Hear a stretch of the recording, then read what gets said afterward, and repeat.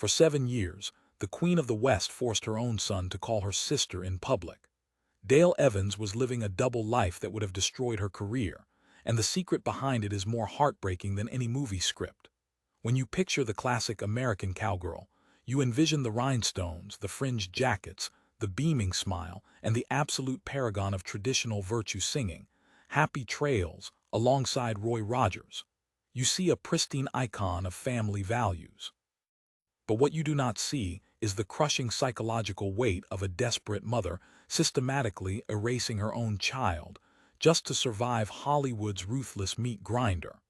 This was an era where the silver screen demanded flawless deities, not struggling single mothers.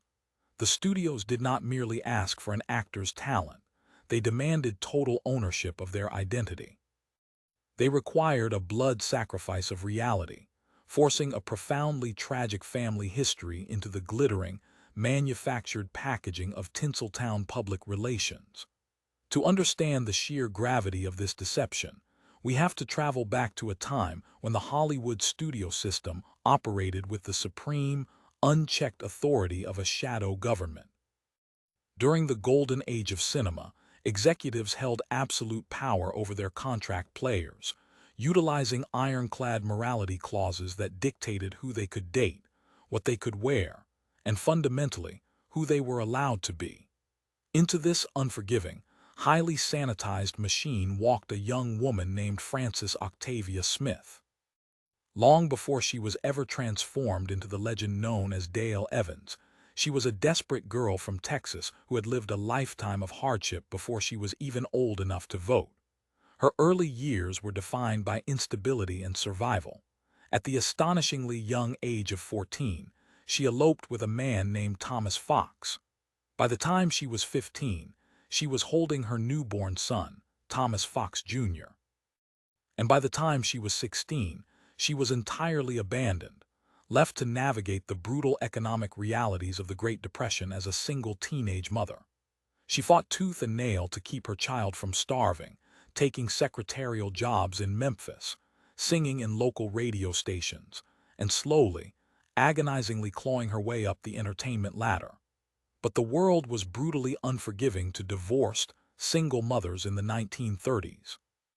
When her immense vocal talent finally landed her a screen test and a coveted contract with 20th Century Fox in 1942, the executives took one look at her life and immediately recognized a massive PR liability. The box office did not reward gritty realism. It rewarded pristine, manufactured innocence. The studio fixers went to work immediately, executing a masterclass in corporate identity manipulation. First, they legally and permanently changed her name, finalizing the birth of the Dale Evans persona. Next, they performed a chronological amputation, shaving 6 full years off her actual age to present her as a fresh-faced, 21-year-old ingenue. But this mathematical fabrication created a massive, glaring problem. A 21-year-old starlet could not possibly have a 12-year-old son. The timeline would completely expose the lie, shatter the wholesome illusion, and trigger a catastrophic scandal that would immediately breach her morality clause. So the executives handed down an ultimatum that would fracture her soul. They told her that Tommy could stay in her life, but he could no longer be her son. He was instantly rebranded as her younger brother. Imagine the staggering emotional dissonance of pulling your own preteen boy aside and explaining that, from this moment forward, he must deny his own mother in front of the cameras, the neighbors, and the press. The logistics of maintaining this illusion were an absolute nightmare. Studio publicists meticulously controlled every interview, ensuring journalists never asked probing questions about her family tree. They distributed fabricated biographies to fan magazines, legally cementing the lie into the public record. When photographers showed up at her home for lifestyle shoots, Tommy was instructed to refer to her as his sister, completely suppressing his natural, biological instincts. Dale was forced to navigate the treacherous waters of Hollywood society in a state of sheer paranoia, terrified that a single slip of the tongue by a child could cost them their entire livelihood. She was building a monumental career playing the ultimate paragon of Western virtue, singing gospel and preaching morality on screen, all while standing on a foundation of profound, mandated dishonesty. The threat of vicious, power-hungry gossip columnists discovering the truth hung over her head like a guillotine. But the true cost of this deception was not financial. It was deeply, violently psychological. The human brain is not wired to sever the maternal bond for the sake of a press release without enduring catastrophic emotional friction. For 7 excruciating years, Dale Evans swallowed her pride and buried her maternal identity. Every time she introduced Tommy as her little brother, a piece of her authentic self withered away. Created a bizarre dynamic where her professional success was directly tied to her personal erasure. And you have to consider the devastating impact on Tommy. He was navigating the already turbulent, confusing waters of adolescence while carrying the heavy burden of a multi-million-dollar corporate secret. He watched his mother transform into a national icon, universally beloved by millions of children across America, yet he was legally and socially prohibited from claiming her as his own. This was not merely an inconvenience, it was an emotional amputation. Yet, to understand her choices, we have to view this through the lens of absolute survival. Dale Evans was not a narcissist chasing fame at the expense of her child. She was a traumatized survivor of extreme poverty who knew exactly what happened to women who bucked the Hollywood system. If she defied the studio, they would tear up her exclusive 7-year contract. If she lost her contract, the steady paycheck stopped, and she and Tommy would be thrown right back into the crushing desperation she had spent a decade trying to escape. It was a terrifying Faustian bargain wrapped in glittering rhinestones. She traded her fundamental truth for their financial security, accepting the immense guilt that came with the transaction. However, the architecture of this lie was inherently unstable. The friction of maintaining a double life eventually demands a release valve, and for Dale, that catalyst arrived in the form of a man who possessed enough industry gravity to shatter the studio's control. The turning point in this saga occurred when Dale transitioned to Republic Pictures and was paired on screen with Roy Rogers, the undisputed king of the Cowboys. Initially, they were just colleagues trapped in the relentless grind of the studio system. Roy was married to his wife Arlene, and Dale was trapped in yet another failing marriage, her third, to a musician. But unimaginable tragedy struck the Rogers household when Arlene died unexpectedly following the birth of their son. Roy was left completely devastated, a grieving widower with 3 young children to raise entirely alone. As Dale and Roy continued to work together, shooting countless films and enduring the grueling demands of their public personas, a profound, quiet understanding developed between them. Roy was not looking for a pristine, manufactured starlet. He desperately needed a real partner, someone who understood the jagged, unforgiving edges of grief and hardship. When they fell in love and decided to marry on New Year's Eve in 1947, Dale finally saw a viable exit strategy from the suffocating prison of her studio-mandated lie. Roy was arguably the biggest star on the Republic lot, wielding immense box office power, and his unwavering support provided Dale with the protective shield she needed to finally reclaim her narrative.